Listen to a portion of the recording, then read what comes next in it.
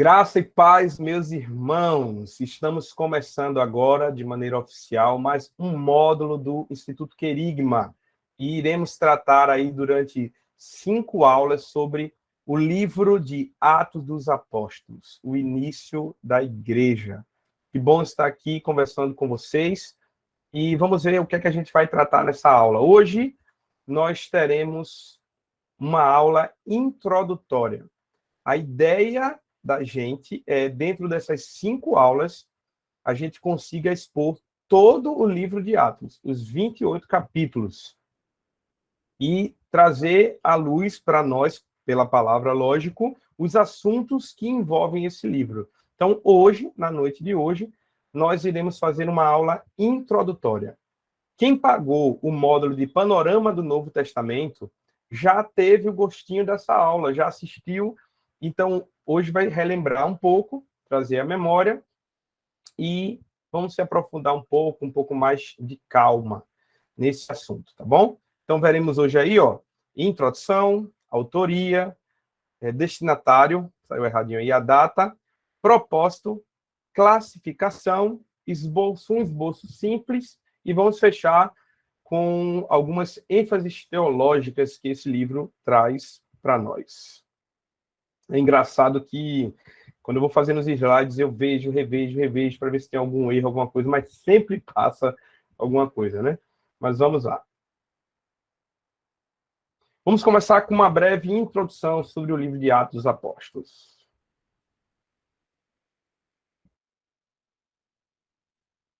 De fato, o livro de Atos dos Apóstolos não relata o trabalho missionário de cada apóstolo, mas de alguns deles e de outros que nem apóstolos eram. Por que eu estou falando isso? Porque a gente chama esse livro de Atos dos Apóstolos, né? Só que, veja, quando nós lemos o livro, nós vamos ver que, de fato, o livro ele não conta todos os atos de todos os apóstolos. Nós vamos ver que ele vai falar de alguns apóstolos e vai contar também atos, momentos da história, de outros irmãos em Cristo e irmãs que nem eram apóstolos. Então, nós chamamos o livro de Atos dos Apóstolos por pura tradição. Talvez poderíamos chamar esse livro, de Atos de alguns apóstolos e discípulos do Senhor. Talvez seria um nome um pouco maior, né? Mas seria um nome um pouco mais adequado. Então, entendam, o nome do livro é Atos dos Apóstolos, mas nós não encontraremos a história dos atos no início da igreja de todos os apóstolos. Não é isso que encontraremos nesse livro. O livro de Atos dos Apóstolos, ele é uma ponte, gente. Ele é uma ligação. Ele é um viaduto. Ele faz a ligação entre os evangelhos. A gente até estudou agora, no último módulo, com o nosso professor Adroaldo, sobre a vida de Jesus nos 4 evangelhos. Então, quais são os 4? Mateus, Marcos, Lucas e João. Mateus, Marcos e Lucas são os evangelhos sinóticos, e João, o 4º evangelho, porque ele tem uma organização diferente dos outros. Os sinóticos são os evangelhos semelhantes. E você vai ver que o livro de Atos dos Apóstolos, ele faz essa ponte, essa ligação entre os evangelhos com as cartas. Então, é exatamente o livro que faz a transição da história de Jesus. Os evangelhos contam aí a vida de Jesus, o sacrifício de Jesus na cruz, e aí ele faz a transição para o momento agora do início da igreja e das cartas do apóstolo Paulo, de João, de Pedro. Então, ele faz essa ligação, essa ponte. Ele liga também os ministérios dos apóstolos judaicos, quer dizer, daqueles apóstolos lá dos 11, né, que Judas foi-se, e também do apóstolo que foi colocado no lugar de Judas. Então, ele faz essa ligação, que é o Matias, né? E a gente vai ver isso lá na frente, mas ele faz essa ligação dos apóstolos judaicos, que são os 12, com o trabalho do apóstolo dos gentios, que é o apóstolo Paulo. Então, quando eu digo apóstolos judaicos, não, Paulo também era judeu, mas é os apóstolos que trabalhavam com os judeus junto e faz essa ligação com o apóstolo aos gentios, que é o apóstolo Paulo, que foi separado por Deus para pregar aos gentios. Então, o livro de Atos ele faz essa ponte entre esses dois mundos, os judeus e os gentios. A pregação de Jesus para os judeus e para os gentios. Por ele, recebemos um pano de fundo histórico. Então, o livro de Atos dos Apóstolos é muito bacana e ele é muito importante para o nosso estudo bíblico. Por quê? Porque ele traz para nós um pano de fundo histórico para a maioria das cartas do apóstolo Paulo e também, provavelmente, para as cartas de Tiago e Pedro. Ele liga as cartas com as igrejas e sua história. Então, a gente vai conseguir entender, quando a gente estudar as cartas lá na frente, que você vai ver que a gente sempre vai citar o livro de Atos dos Apóstolos. Então, quando a gente vai fazer estudo, quando foi escrito, para quem foi escrito, de onde Paulo escreveu, então, muitas vezes, nós utilizamos o livro de Atos dos Apóstolos para fazer esse panorama, para criar esse pano de fundo histórico para as cartas do próprio apóstolo Paulo, Tiago e Pedro. Então, o livro de Atos ele faz essa ponte, essa ligação e cria isso para nós. Algumas características do livro de Atos dos Apóstolos. Ele é um único livro de história da igreja. Então, o livro de Atos dos Apóstolos, ele é colocado dentro daquela divisãozinha que a gente viu lá em Panorama, como livro histórico. Então, quando nós lemos o livro de Atos, nós vamos ver que é um livro realmente que conta a história do início da igreja, é diferente das cartas que eram desenvolvidas para uma igreja, ou para um grupo de cristãos, ou para uma área, uma região. O livro de Atos ele conta realmente o início da história da igreja. Para conhecer um pouco da igreja antiga, ou da igreja primitiva, ou do início da igreja, nós temos que ler o livro de Atos. Então, quando eu pego o Novo Testamento, onde eu vou conhecer o início da igreja? Onde eu vou conhecer a igreja primitiva? No livro de Atos dos Apóstolos. Não tem como fazer isso sem ler ele. É o único livro que é um segundo volume no Novo Testamento. No Antigo Testamento isso era normal.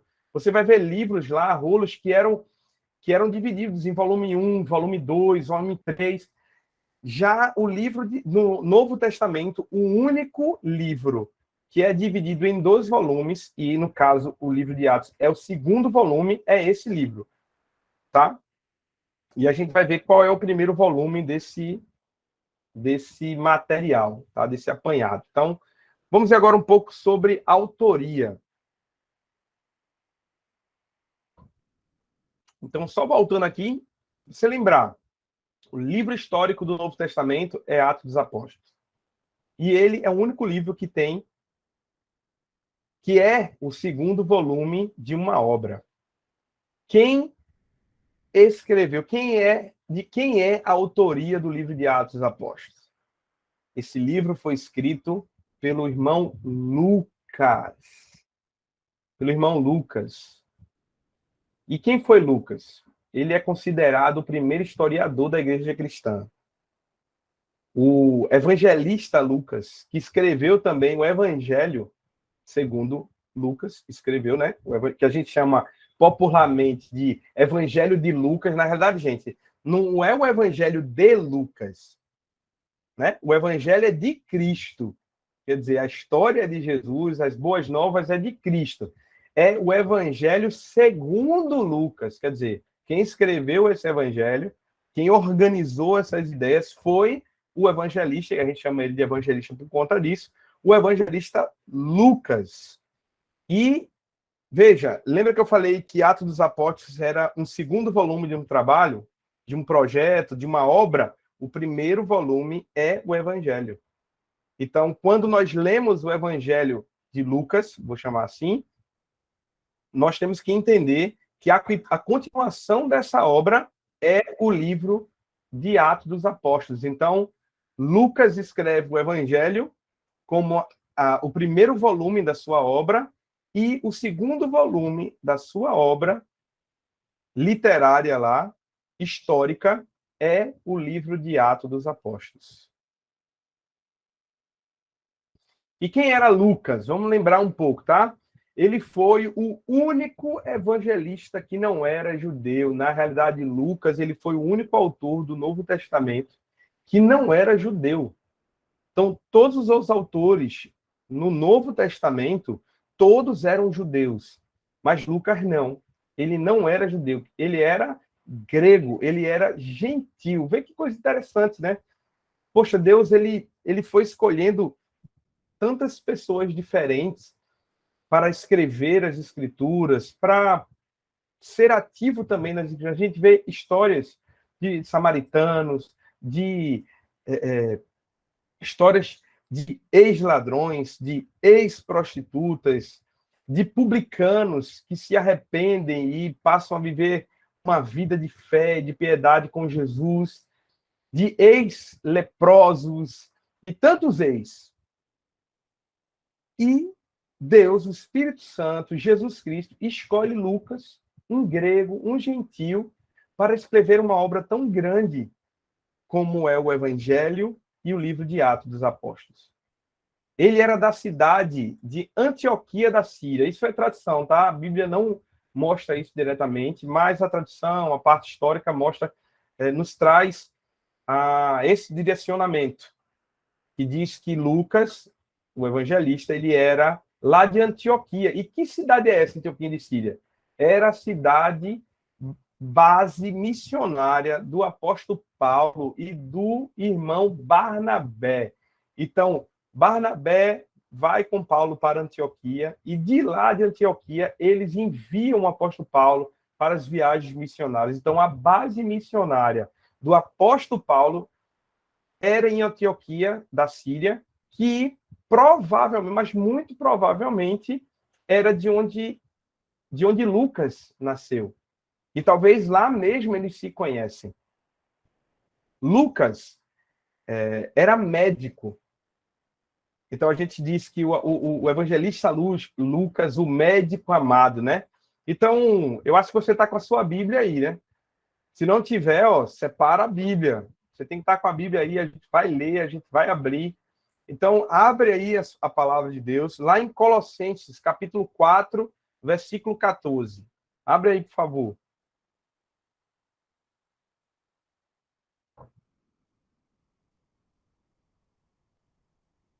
Colossenses, capítulo 4, versículo 14, diz assim, ó.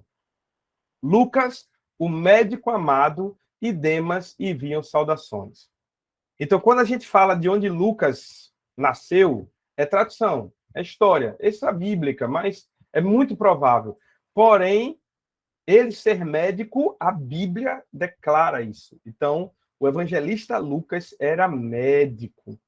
Então, ele tinha um conhecimento na área de medicina, muito provável, gente, na parte, com certeza, da medicina natural, né?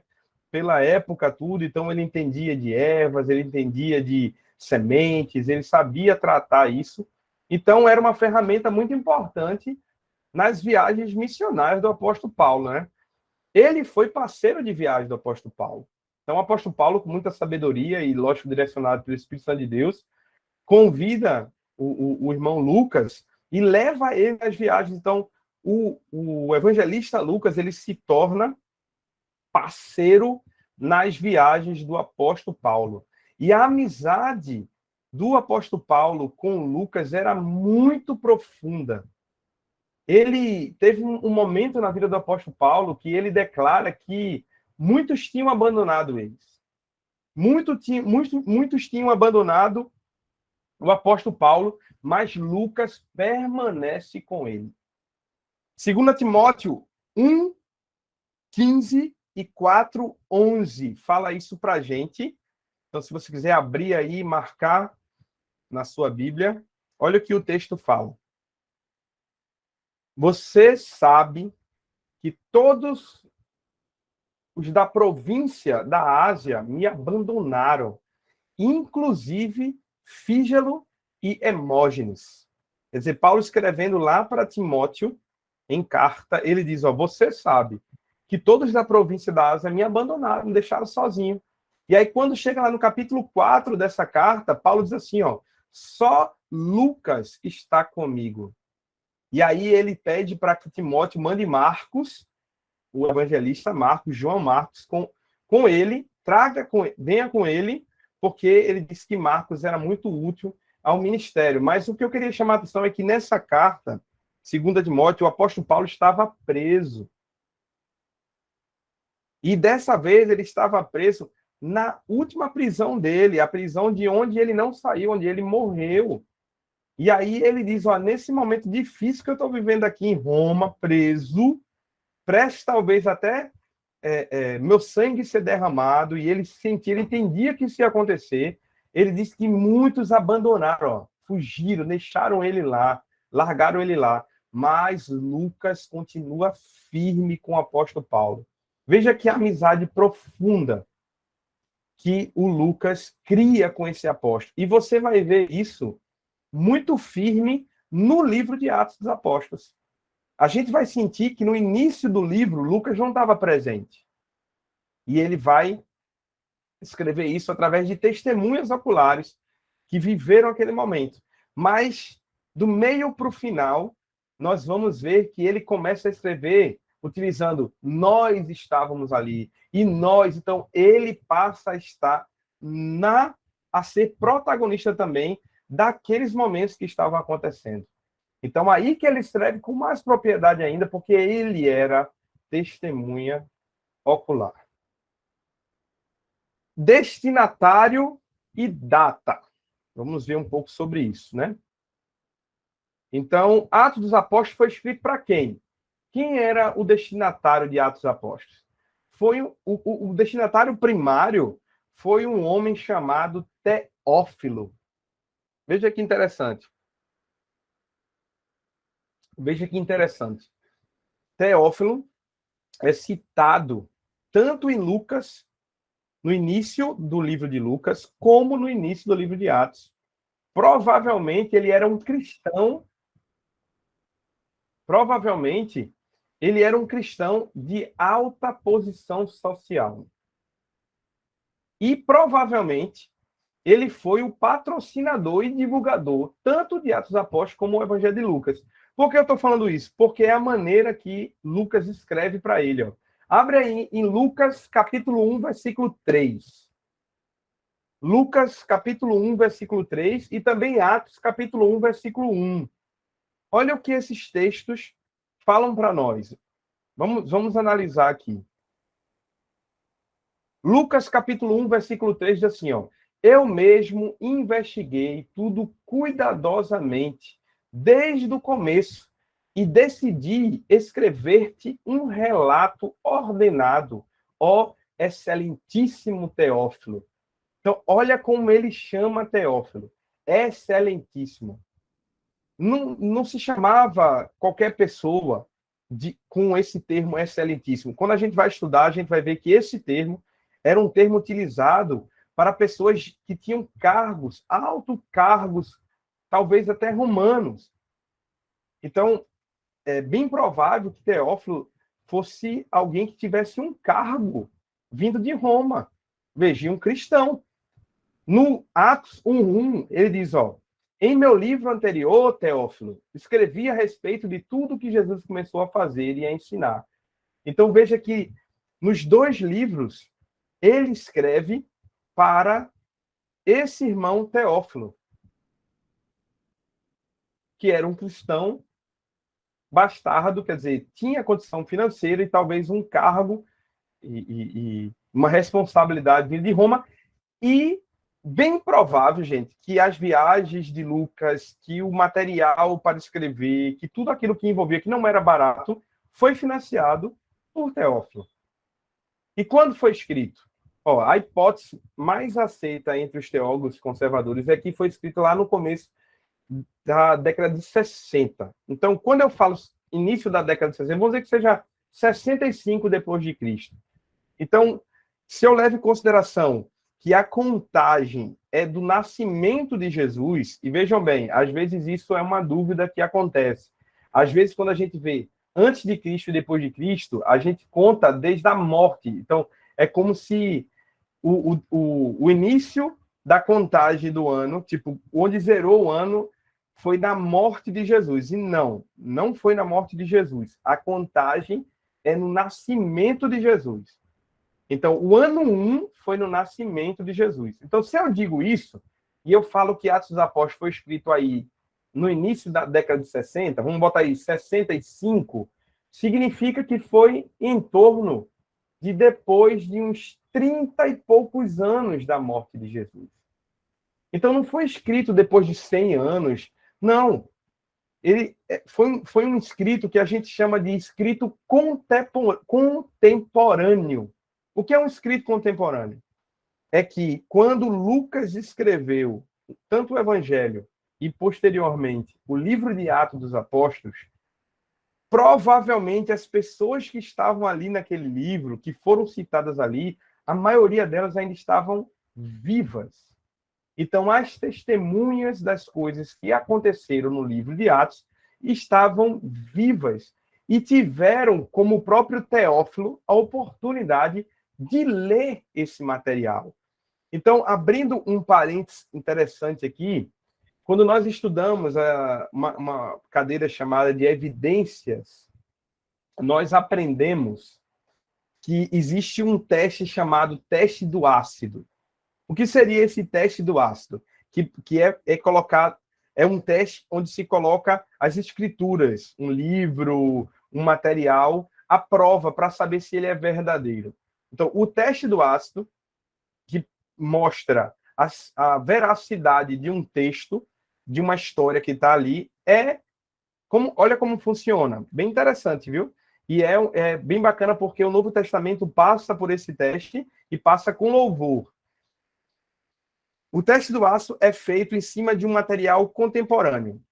Então, vamos dar o exemplo aqui do livro de Atos dos Apóstolos. Então, o livro de Atos dos Apóstolos foi escrito, lá fala, historicamente, vários momentos ali que aconteceram, e ele foi escrito e foi colocado para que as pessoas que ainda estavam vivas, que viveram talvez aquilo dali, que conheceram essas histórias, estavam vivas ali e tinham uma oportunidade de ler. Então, por exemplo, Teófilo estava vivo, no momento que aconteceu as coisas de Atos dos Apóstolos, e esse material foi catalogado para que ele tivesse mais conhecimento daquilo que estava acontecendo. Então, ele poderia colocar em prova. As pessoas que viveram ali poderiam dizer, não, o que está escrito aí é mentira, não aconteceu não foi assim que aconteceu não. Mas isso não aconteceu. Historicamente, a gente não vai ver as pessoas dizendo que o que estava escrito no livro de Atos dos Apóstolos era mentira. Realmente aconteceu. Quer ver um exemplo? Talvez você possa estar aí um pouco confuso sobre o que é o teste do ácido. Vou dar um exemplo agora bem simples para você entender. Um jornal. Se a gente pegar o jornal de hoje, nós conseguimos colocar ele em prova para saber se tem alguma fake news, né? Que agora a gente fala isso. Se tem alguma notícia falsa. Por quê? Porque a gente aqui é contemporâneo do que o jornal está falando. Então, com a internet, eu posso pegar o jornal, colocar na internet e dizer, não, essa notícia aqui é falsa. Então, essa é a prova do ácido, é quando eu consigo ver o que está escrito, porque eu sou contemporâneo com aquilo que aconteceu. E o livro de Atos, sendo escrito aí entre 60 e 70 anos, muitas pessoas contemporâneas tiveram acesso a esse material e conseguiram comprovar a veracidade daquilo que estava escrito nesse livro. Isso é muito importante para nós, porque isso traz nos dá uma evidência de que a palavra de Deus, que o livro de Atos dos Apóstolos, falando nele agora especificamente, é verdadeiro, não é falso. Então podemos ler ele com essa fé racional. Tá bom? Nós agora iremos falar um pouco sobre o propósito do livro de Atos dos Apóstolos. Qual foi o propósito dessa obra, né? Ou talvez alguns propósitos. Vamos ver um pouco sobre isso. Propósito: continuar a instrução de Teófilo e de outros irmãos. Então, o propósito inicial do livro de Atos nada mais é do que continuar a instrução a Teófilo. Então, Lucas tinha escrito lá o Evangelho, o primeiro volume dessa obra, e Teófilo foi aprendendo e foi conhecendo, e aí agora ele começa a escrever esse segundo volume que iria agora passar para Teófilo o conhecimento do início da igreja, das viagens missionárias e de tantas coisas que aconteceram ali no início da igreja de Cristo. Segundo propósito, também mostrar como o evangelho chegou a todo mundo. Então, o livro de Atos dos Apóstolos, ele nos mostra como o evangelho foi difundido, como ele foi espalhado até os confins da terra. Então, o início dessa propagação é colocada nessa obra magnífica. Vamos abrir aí, ó, Lucas 1, do verso 1 até o verso 4, e Atos 1, 8, para a gente dar uma lida aqui. Então, ó, Lucas 1, do 1 ao 4, diz assim, ó, vai marcando na sua Bíblia, vai frisando, é importante. Ó, Lucas 1, do 1 ao 4 diz assim, ó, muitos já se dedicaram a elaborar um relato dos fatos que se cumpriram entre nós, conforme nos foram transmitidos por aqueles que desde o início foram testemunhas oculares e servos da palavra. Eu mesmo investiguei tudo cuidadosamente, desde o começo, e decidi escrever-te um relato ordenado, ó excelentíssimo Teófilo, para que tenhas a certeza das coisas que te foram, ensinadas. Então, Paulo, quando escreve o Evangelho de Lucas e, posteriormente, o livro de Atos, é para que Teófilo tenha o pleno conhecimento de tudo aquilo que estava acontecendo. Atos 1:8. Mas receberão poder quando o Espírito Santo descer sobre vocês e serão minhas testemunhas em Jerusalém, em toda a Judéia e Samaria e até os confins da terra. E nós vamos ver que o livro de Atos ele segue esse cronograma e um pouquinho mais à frente da aula de hoje a gente vai falar um pouco mais sobre isso. Mais alguns propósitos: registrar a pregação de todos os apóstolos, e na verdade não são todos, a gente já viu, mas sim pregações, a pregação de Pedro, do apóstolo Paulo, mostrando a unidade da pregação em torno de Jesus Cristo. Então, nós conseguimos aprender e enxergar na leitura de Atos dos Apóstolos a unidade da pregação do apóstolo Pedro pregando aos judeus e o apóstolo Paulo pregando aos gentios. Mesmo eles pregando para nacionalidades diferentes, com culturas diferentes, a pregação era em torno de Jesus Cristo. A pregação era cristocêntrica. O conteúdo da pregação era Cristo, era Jesus e seus ensinamentos. E também o propósito do livro de Atos é defender o cristianismo contra seus inimigos. Sabia disso? O livro de Atos também é apologético, quer dizer, ele também defende a fé cristã. E a gente vai ver isso quando a gente lê alguns momentos onde o apóstolo Paulo, por exemplo, é acusado e ele traz uma defesa da fé. O apóstolo Pedro é pressionado para deixar de pregar Jesus e ele defende a sua fé. E nós vemos em Atos dos Apóstolos que em nenhuma acusação os cristãos são colocados como culpados, mas todas as vezes como inocentes. Então, o livro de Atos dos Apóstolos também defende o cristianismo dos seus inimigos. O livro de Atos dos Apóstolos ele também relata as coisas que Jesus continuou a fazer, a ensinar, através dos seus discípulos, nos mais diferentes contextos geográficos, religiosos e sociais. Então, quando nós lemos o livro de Atos, nós conseguimos enxergar esse propósito de continuar relatando aquilo que Jesus vai fazer. Então, no Evangelho é a vida de Jesus e ele encarnado fazendo e ensinando, mas em Atos dos Apóstolos nós vemos a continuação da obra de Jesus através dos apóstolos, dos seus discípulos, da igreja, do corpo de Cristo. Vamos ver agora algumas classificações. Vamos nos atrever a tentar classificar o livro de Atos dos Apóstolos. E ele tem algumas classificações interessantes. Quer dizer, a gente pode pegar essas classificações e criar uma ótica na leitura e iremos enxergar esses assuntos. Então, O livro de Atos dos Apóstolos, ele é um livro missionário, gente.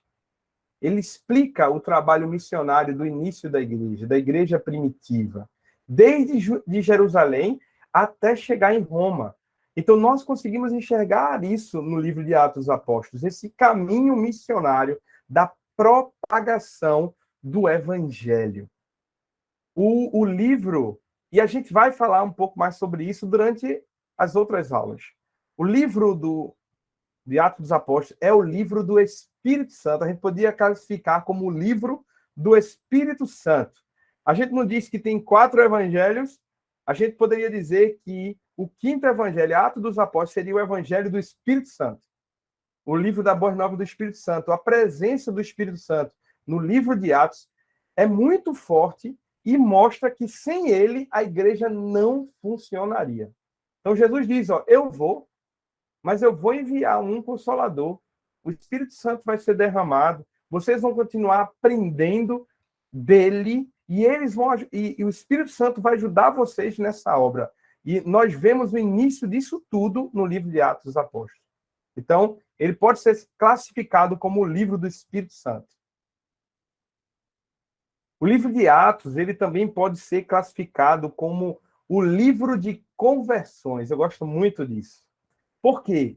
Ele mostra como pessoas de diferentes origens, crenças, eram convertidas a Cristo.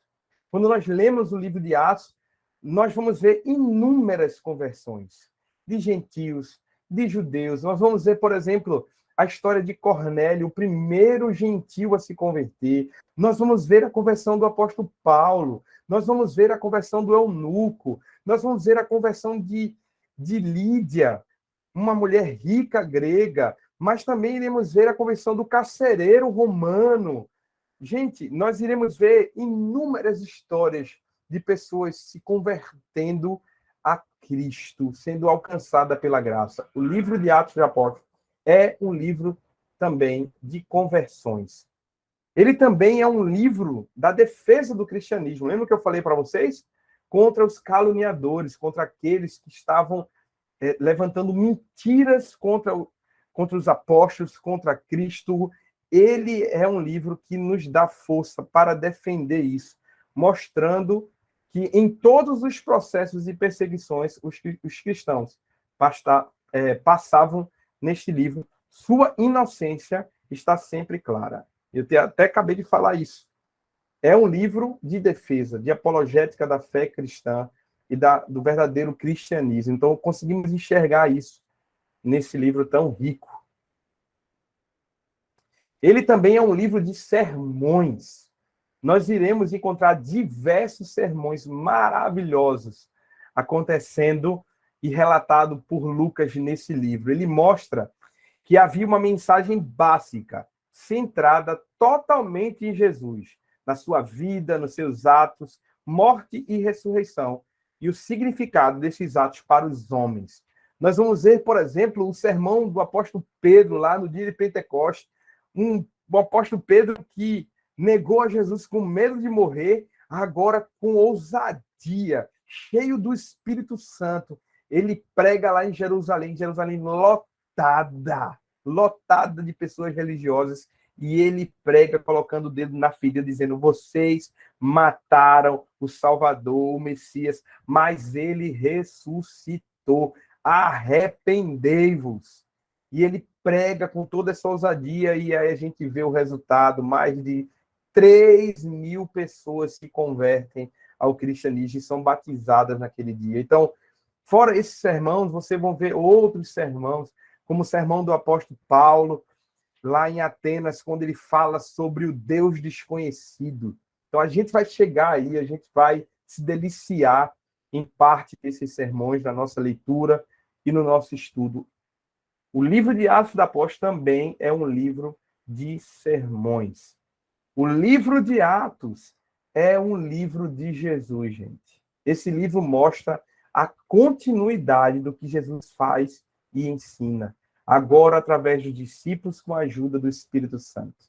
Nós vemos o cristianismo sendo formado, o início da igreja sendo formada, e com isso, a doutrina dos apóstolos, como a Bíblia declara que nada mais é do que a doutrina de Cristo, que agora está sendo ensinada através dos apóstolos e dos profetas, daqueles que receberam o dom de profecia, para propagar não apenas as boas novas, mas a continuação do ensinamento de Cristo, agora voltado para a igreja, para o corpo. Então, nós vemos isso no livro de Atos dos Apóstolos.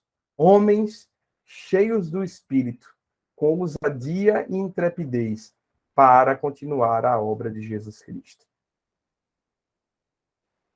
Vamos começar agora e falar um pouco sobre o esboço do livro de Atos dos Apóstolos. Então, eu quero apresentar para vocês hoje um esboço do livro de Atos, que vai ser a base para as nossas próximas aulas. Então, o livro de Atos, ele nos dá um índice, um sumário, no Atos capítulo 1:8. A gente já leu hoje, mas eu queria que vocês agora prestassem atenção aqui no que ele diz. Atos capítulo 1, versículo 8. Lucas, ele nos dá uma amostra daquilo que ele vai falar no livro todo. Então, ele cria uma linha de pensamento que ele vai seguir no livro. E ele diz assim, mas receberão poder quando o Espírito Santo descer sobre vocês, e serão minhas testemunhas em Jerusalém, em toda a Judéia e Samaria, e até os confins da terra. Jerusalém, primeira parte do livro. Judéia e Samaria, segunda parte do livro. Confins da terra, terceira parte do livro. Então, o livro começa no recebimento do Espírito Santo descendo sobre ele lá no capítulo 2, e aí nós vamos ver que o evangelho ele vai percorrer essa linha no livro. Ele começa a ser pregado em Jerusalém, depois é ampliado a Judéia e Samaria, e depois ele vai sendo ampliado até chegar em Roma, que seria o pseudo confins da terra. Quer dizer, o Império Romano era o império vigente naquele momento, então ele cria a ideia de se chegar em Roma, chega no mundo todo. Então nós vamos enxergar esse esboço, e é dessa maneira que nós iremos dividir num esboço simples a nossa leitura de Atos dos Apóstolos. Então, o esboço é, primeira parte, Jerusalém, do capítulo 1 até o capítulo 7, nós iremos ver o início da igreja, capítulo 1 e 2, a oposição aos apóstolos, do capítulo 3 ao 5, a perseguição da igreja, capítulo 6 e 7. E aí, na parte 2 do nosso esboço, nós iremos ver Judéia e Samaria, do capítulo 8 até uma parte do capítulo 11. E aí a gente vai ver nessa segunda parte do nosso esboço, a dispersão da igreja, capítulo 8, do 1 ao 3, logo após a morte de Estevão, estava todo mundo lá em Jerusalém, maravilhoso. Mas Estevão prega, morre o primeiro mártir cristão da igreja, e quando ele morre, começa a dispersão da igreja, a perseguição. Então, capítulo 8, 1 ao 3, nós iremos ver isso. Depois, a pregação de Filipe, e aí a gente vai ver a pregação de Filipe em Samaria, a pregação de Filipe ao eunuco lá no caminho. Logo após, a gente vai ver a conversão de Saulo, no capítulo 9, do 1 ao 31, e depois as viagens de Pedro, do capítulo 9, versículo 32, até o 11, 18. Então, primeiro Jerusalém, segunda etapa, Judéia e Samaria. E na terceira etapa desse nosso esboço é até os confins da terra. E aí nós separamos aí, o início do trabalho de Antioquia, quando Paulo e Barnabé vai para lá, capítulo 11, 19 até 12, 25. Depois a primeira viagem missionária de Paulo, capítulo 13 e 14. Aí a gente vai ver esse tema aí, que é a controvérsia sobre a questão da lei, capítulo 15, de 1 ao 35. Depois a segunda viagem missionária do apóstolo Paulo, capítulo 15, verso 36 a 18, 23. Logo em seguida veremos a terceira viagem missionária do apóstolo Paulo, capítulo 18, versículo 20 23, 24, até capítulo 21, verso 26, e aí veremos a prisão de Paulo e a sua viagem, desde a sua prisão em Jerusalém, até chegar em Roma, no capítulo 21, do verso 27 até o 28, 31, até o final do livro, e termina Paulo em Roma. Então, veja, nós vemos aqui que o próprio texto, o que vai acontecendo, está acontecendo em Jerusalém, depois ele passa a acontecer na Judéia e Samaria, e você vai ver isso criando essa amplitude aí da pregação do evangelho. E logo em seguida a gente começa a ver as viagens missionárias e começando a pregar na Antioquia, e o evangelho vai crescendo, crescendo, e até chegar em Roma. Então, esse é o esboço que nós iremos praticar nesse nosso módulo. Então, espero eu, quando chegarmos no final dessas aulas, na quinta aula, estamos fechando, fora isso aí, com as ênfases teológicas, que é exatamente o que eu vou pincelar agora. Então, a nossa ideia é falar e, lembrando, nós não iremos ler versículo a versículo, nós iremos tirar os assuntos e conversar sobre eles, e, se Deus permitir, fecharemos com algumas ênfases teológicas. O que seriam ênfases teológicas? Seriam assuntos da nossa fé que conseguimos encontrar no livro de Atos. Algumas ênfases, quer dizer, está enfático, está chamando a atenção no livro alguns assuntos. Eu separei 3, mas talvez a gente só fale da primeira ênfase, que é a que eu quero muito falar, que é a teologia do Espírito Santo. Então, a gente vai conversar um pouco na última aula sobre a teologia do Espírito Santo, se Deus permitir. Mas também temos aqui a apologética cristã, como eu falei, a defesa da fé cristã, e a missão dos discípulos, como ênfase teológica nesse livro. De maneira rápida, a teologia do Espírito Santo, iremos ver que ele foi prometido e derramado para habitar na vida daqueles que obedecem, em alguns textos. Ele se tornou disponível a todos aqueles que o Senhor, nosso Deus, chamar, o Espírito Santo. No livro de Atos, o Espírito Santo atua com muita liberdade, e iremos falar um pouco sobre isso na última aula. Ele fala, ele move os discípulos, ele envia e direciona missionários, ele distribui dons. Tudo isso acontece, ele consola, ele aprova decisões e ele constitui ministérios. Tudo isso nós conseguimos extrair do livro de Atos dos Apóstolos sobre o Espírito Santo. Lembra que eu falei que é o livro do Espírito Santo? Então, é muito falado, é muito citado, e a gente vai aprender muito dele no fechamento dessa cadeira, se Deus permitir. Além desses fatos, o texto registra vários momentos nos quais os discípulos ficaram cheios do Espírito Santo. Então, isso também acontece muitas vezes no livro de Atos dos Apóstolos. A segunda ênfase é a apologética cristã. Como eu falei, o autor de Atos prova que o cristianismo não é uma preocupação para as autoridades. Então, quando nós lemos o livro de Atos, nós vemos que o cristianismo não é uma preocupação para as autoridades. E ele prova isso. Ele mostra algumas autoridades e algumas pessoas que queriam inflamar as pessoas contra o cristianismo, queriam provar que os cristãos, ou o caminho, como era conhecido, eram um grupo de pessoas revolucionários ou até anarquistas, pessoas que estavam se reunindo para se levantar e criar uma revolução contra Roma, contra o governo, contra o judaísmo. Então, eles tentam fazer isso, mas nós vemos que no livro de Atos, a igreja não fazia isso, a igreja não queria isso, não era o papel da igreja. Então, a fé cristã, nós temos que entender isso, principalmente na época de hoje, que a fé cristã não possui caráter revolucionário ou anarquista. Não no sentido que nós não temos um estilo de vida que bate de encontro com a sociedade, que muitas coisas que o mundo tem a oferecer, nós pensamos diferente, nós nadamos contra a maré, isso é uma realidade. Mas a fé cristã não veio aqui para derrubar o governo, para derrubar as autoridades. Não é o papel da fé cristã. Jesus não agiu assim, os apóstolos não agiram assim, os discípulos da igreja primitiva não agiram assim. A fé cristã não veio para isso. A fé cristã veio para fazer a diferença e ganhar essa guerra no amor, seguindo as regras vigentes. Jesus morreu na cruz porque era uma morte romana.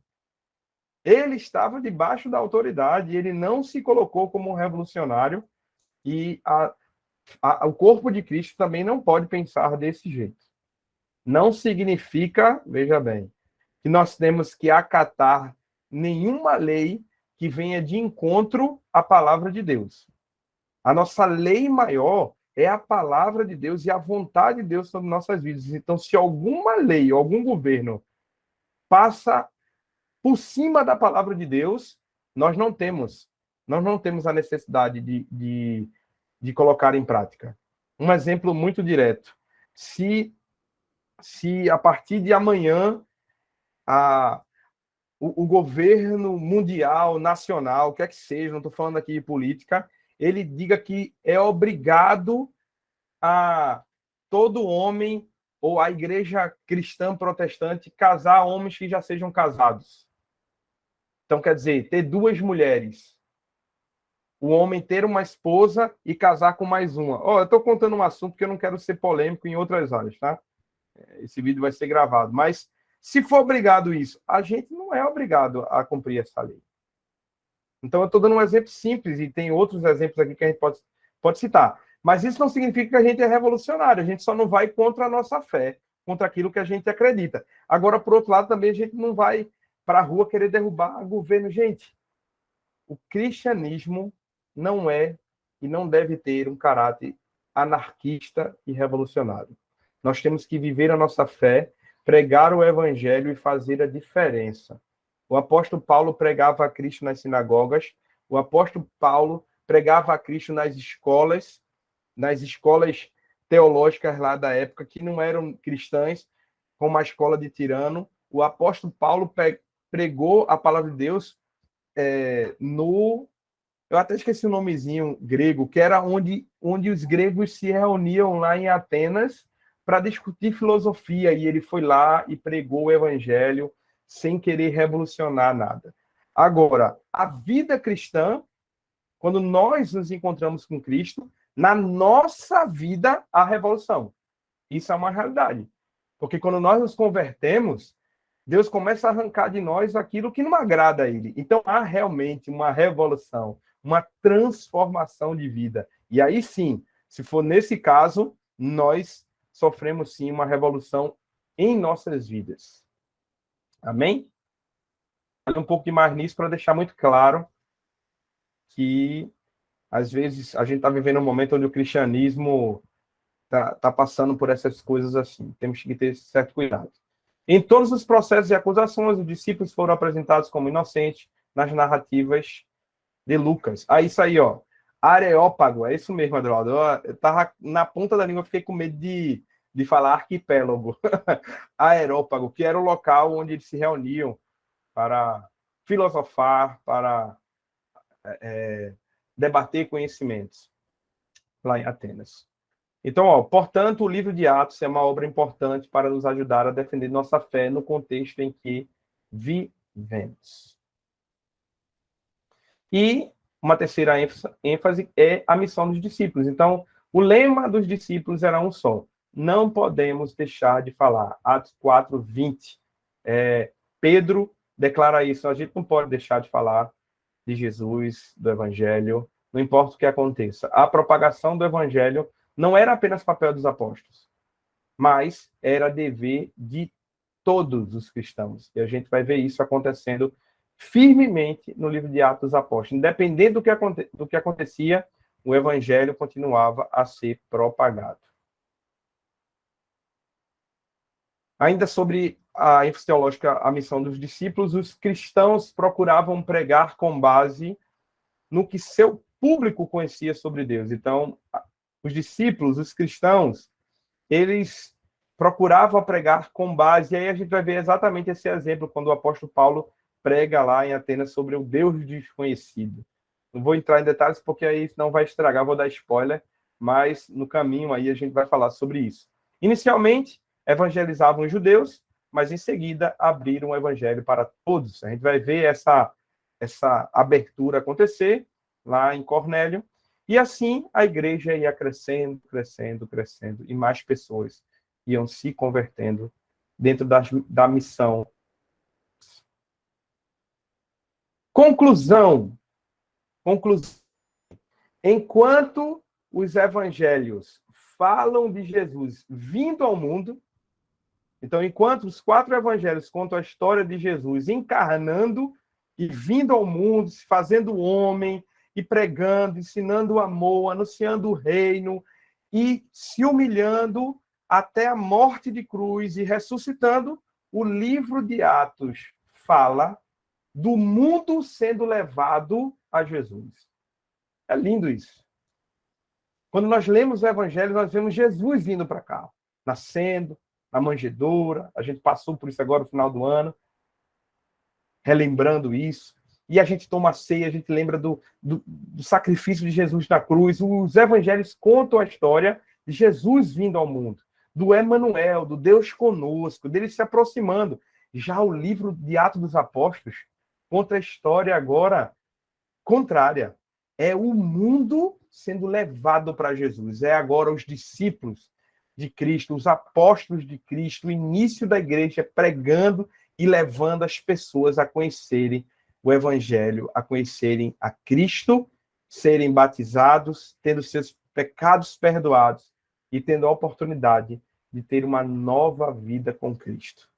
Esse é meio que o resumo do livro de Atos dos Apóstolos.